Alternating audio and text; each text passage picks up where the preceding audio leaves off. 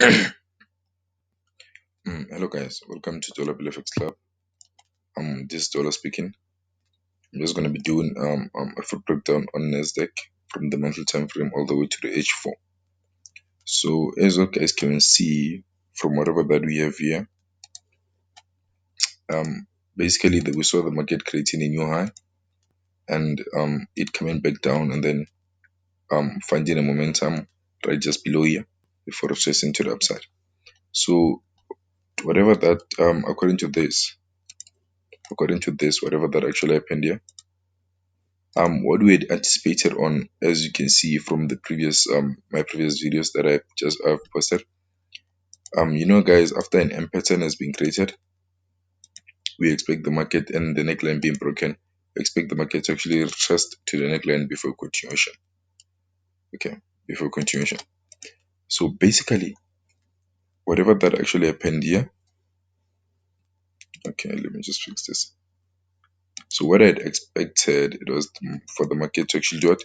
It was for the market to actually, after an M pattern, retest to the neckline before continuation. But then what did we see? According to this, okay, after the market had created an M pattern there, of which the M pattern, it was an overextended M pattern, of which it was this, and the market actually breaking below the neckline. I had anticipated the market is going to retest to the neckline before continuation.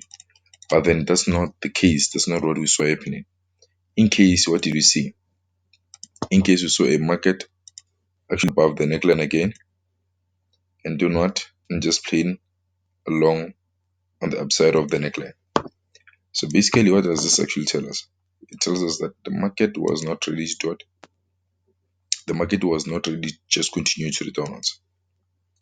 Hence, it gave us something like that. Is it red color? Okay. Hence, it gave us something like that.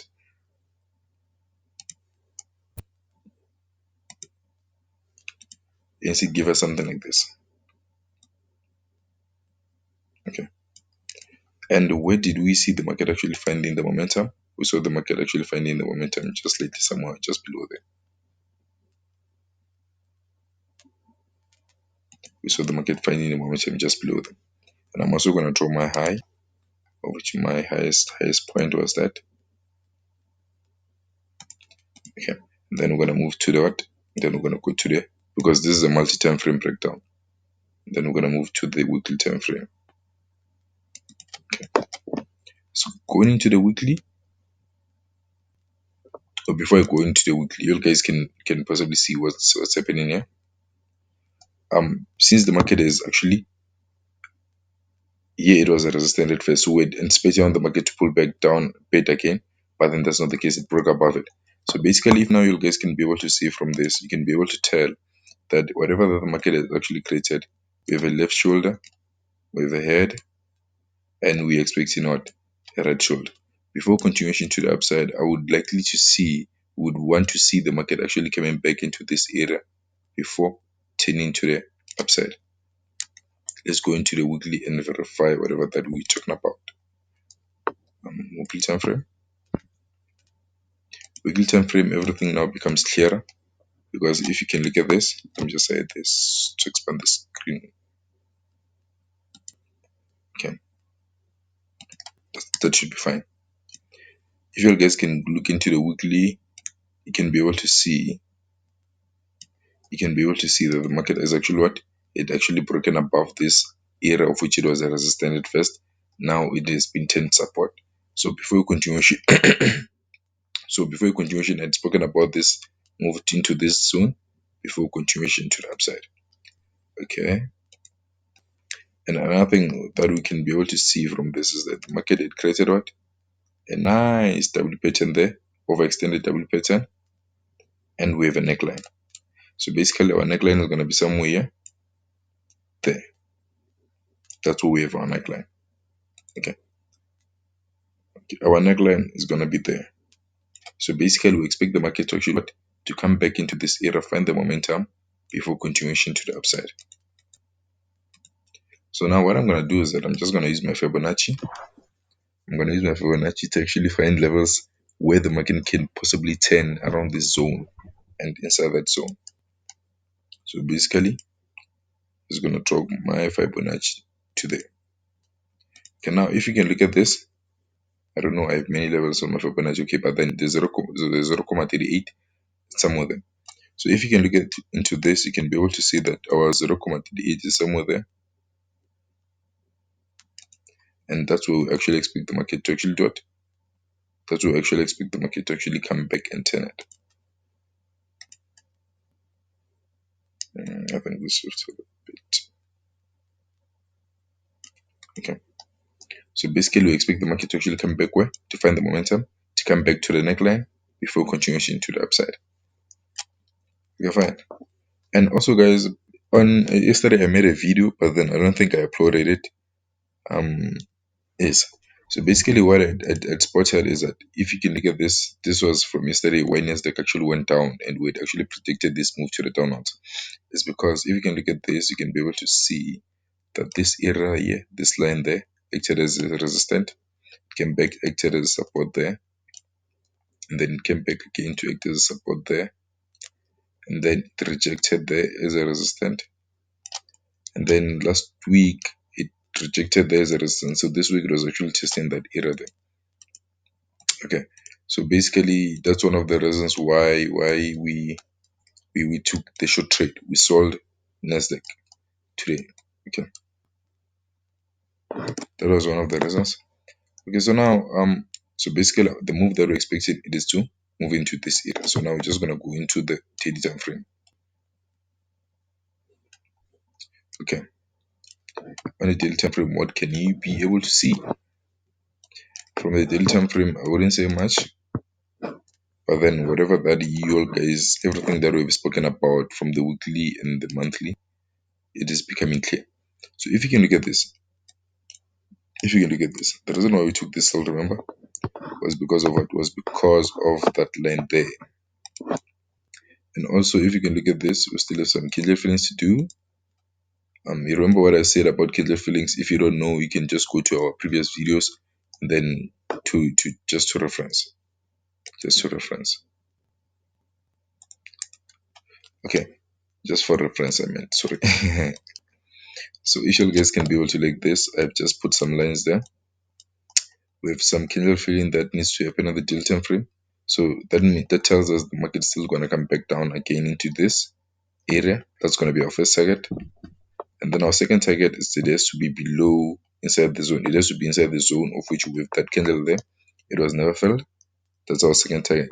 And hopefully, if the market just continues to move down a bit before it comes back up, that's going to be our third target. Because I know what's going to happen is that,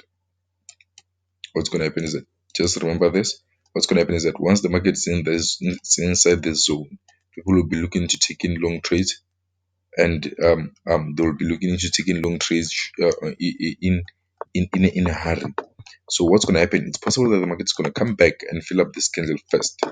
So while the market is coming back to fill up this candle, me and my students will be monitoring the price of Nasdaq inside that area, and we'll be having our buy stops there.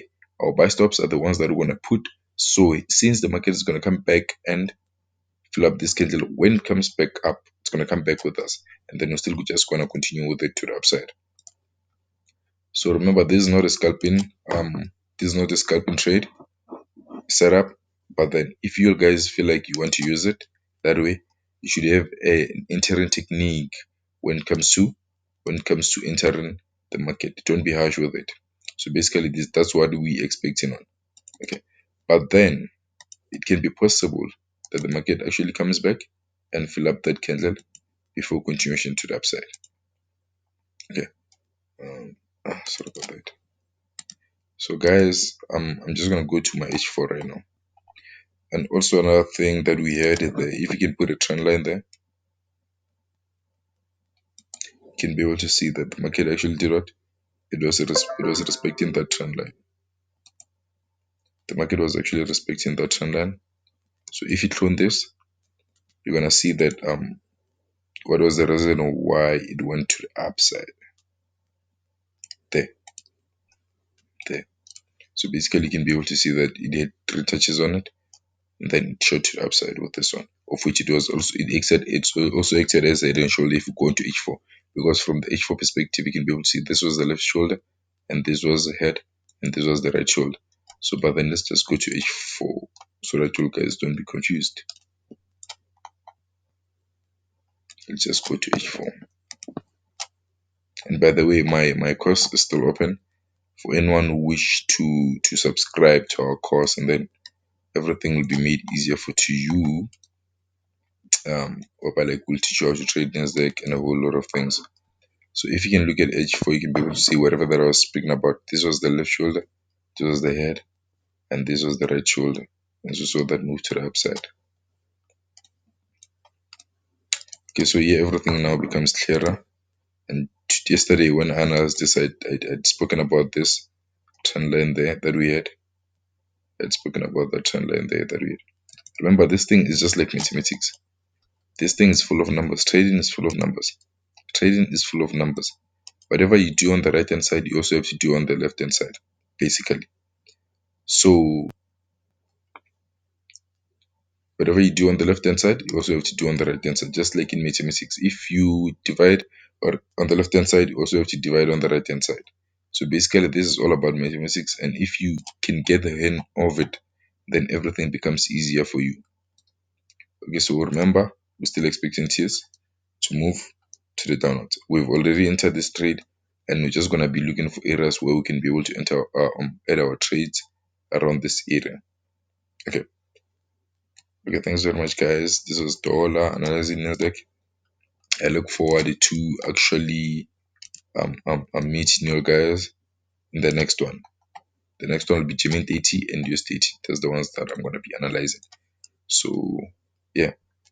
Hey guys, thanks very much. Okay. And another thing, whenever you want to, if now you didn't take this trade at first, there's still some entries that you're gonna take. Of which the entries that we have spoken about previously are the ones whereby like they accommodate entering just below these levels if the market is on a trending move. Just like the ones that we're gonna take, if the market usually breaks below this where it took a long turn, it's gonna, if it breaks below it, it's gonna move to the next level. Okay. Once it breaks this, it's gonna move to the next level. Once it breaks that, it's just gonna continue moving to the next level. So you guys have to take note of these things as they are very, very, very, very, very, very important. As they are very, very, very important. Okay, so I think that was okay. I think that was just me analyzing, and y'all guys can learn. I hope you guys can learn a lot of things from just me analyzing my chart. Yeah, even though you guys are not my students, but then this was just to help and get you guys to understand how do we trade this thing. Okay.